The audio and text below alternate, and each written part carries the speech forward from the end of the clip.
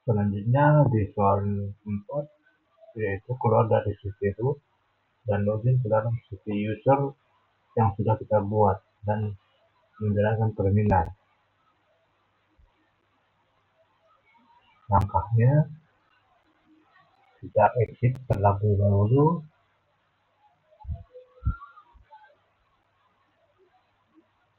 terus masuk ke user yang sudah kita buat tadi.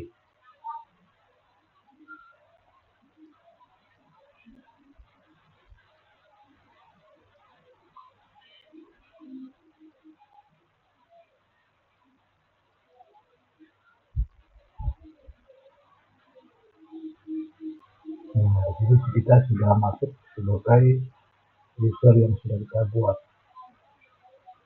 Demikian untuk soal nomor 4.